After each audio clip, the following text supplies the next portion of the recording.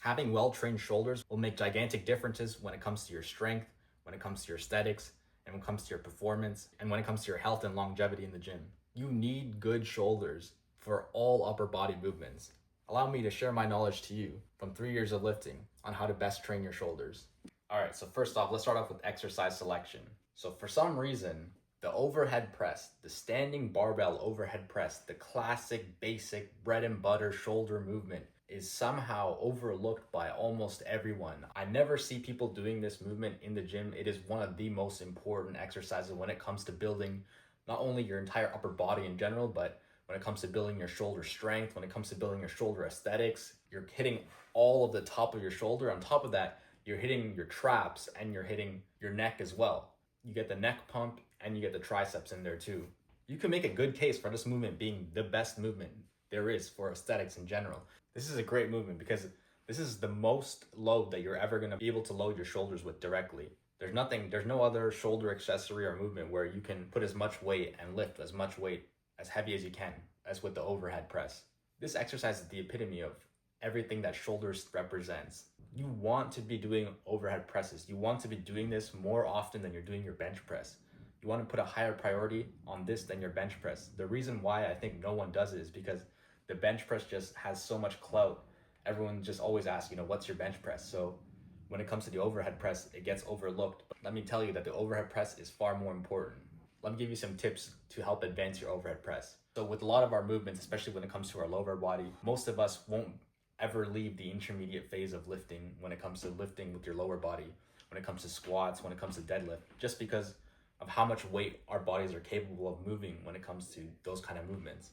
But with the overhead press, you'll quickly find that you'll plateau very fast because the amount of weight is very limited and your shoulders will not be able to progress the same way your legs can.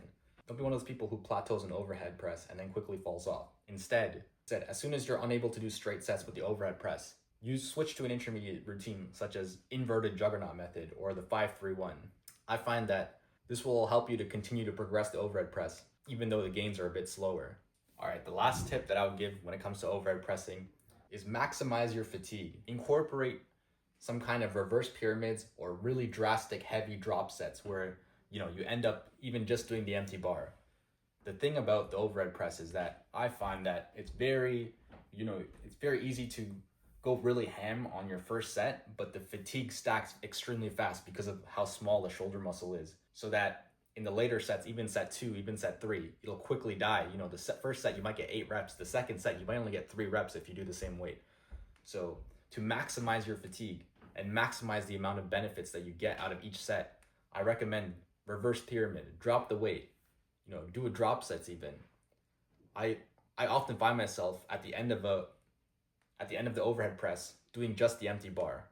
I promise you, the soreness and the pump that you're gonna feel after this workout is gonna be insane. And if you continue to do that, it's gonna drive your progress to the next level. All right, let's talk about isolation exercises now. First up, we got lateral raises. This is a very popular one. You'll see a lot of guys doing it in the gym. Most people know this as probably the most important exercise when it comes to aesthetics. I might disagree just because of the one we just talked about before, but the lateral raise, without a doubt, is very important for aesthetics, regardless of if it's first or second. It's very important to do. When you do the lateral raise, you're training your side delts. So this exercise is basically the one that's going to give you the width. Very important if you care about looks, you care about the aesthetics, but it also does provide a generally strong and stable shoulder. So if you do have shoulder issues and you don't do lateral raises, this might be a solution. If aesthetics are very important to you, you can do these a lot. Spam your lateral raises. There's so many different ways to vary them. You can do them regularly, you can load them up and swing them. You can do 7s, you can do drop sets. There's all kind of antics, all kind of tactics, all kind of strategies. Also, if you have shoulder pain and you're looking for a way to solve it and the face pulls are just not cutting it, try doing Lou raises, which is another variation of lateral raises, which I don't see talked about or done often enough. You might have seen me doing it in some of my YouTube shorts before. Basically, you take the weights and you lift it up and you lift it, instead of stopping over here, you lift it all the way up over your head and you bring it to the top. It looks really cool, especially if you use plates like I do. The benefit of that is that it looks really cool. And so you have a bunch of extra clout and you can just So you can just shit on people and be like, I'm way cooler than you. Okay, no, I'm kidding. Wait, that's not the only reason. So with the Lu raise, it's greatly benefits your shoulder mobility. The reason they're called Lu raises is because there's an Olympic lifter, a Chinese Olympic lifter. I forgot his name, but his last name is Lu, or maybe his first name is Lu. I forget. But he basically always did these, and he used plates, and he had insane shoulder mobility and shoulder strength, and so people started copying him, and that's where the term Lu raise came from. If you're struggling with shoulder issues and face pulls are just not cutting it, I'd recommend trying out some Lu raises. Start off really light and see how far that takes you. One more thing about the lateral raise is that your side delts don't really get hit too much with any other exercises, so it's very important. If you do find that growing your side delts is something that you want to do, you do need to be doing lateral raises. You can't be making up for it with compounds like you can with a lot of other muscle groups. All right, next up is our rear delts. So luckily for us, our rear delts can get hit with a lot of pulling movements, with a lot of back movements, especially with the wider grip such as barbell rows. Our rear delts get hit pretty well during these exercises. When we're looking to specifically isolate this kind of exercise, the two most common exercises that I can think of are the classic face pulls, where you pull the rope towards your face, stretching it out like this so that you flex your shoulders at the back. The second most common one that I know of is the rear delt machine flies, where you have the machine and you lift it back like this, and that targets your rear delt as well. So the rear delt movements, especially face pulls, are actually very extremely important for shoulder hygiene. When it comes to keeping your shoulders from being creaky, when it comes to, preventing impingement and all the kinds of other nasty injuries that you definitely don't want to be having, you need to be doing your face pulls especially.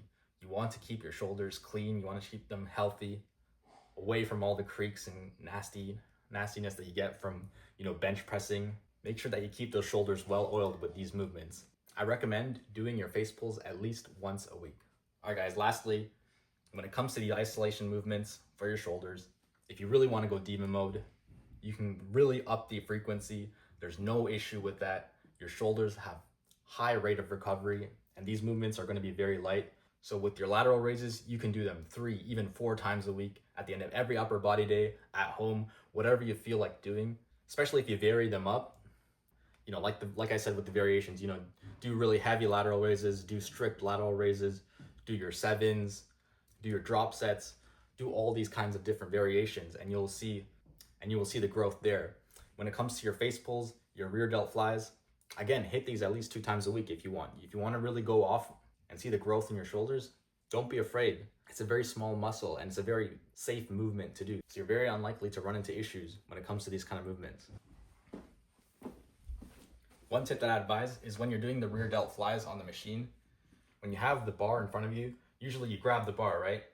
And then you push it back into the side.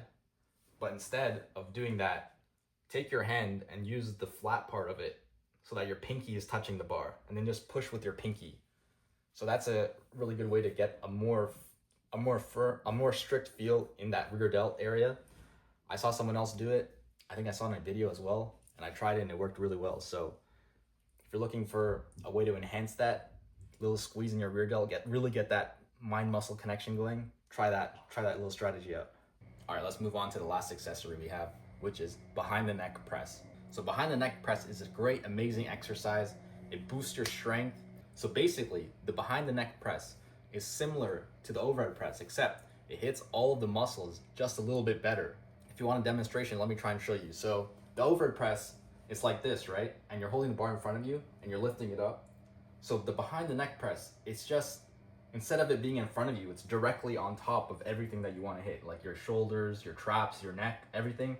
It's directly on top. So when you push, you get that stimulation more directly applied.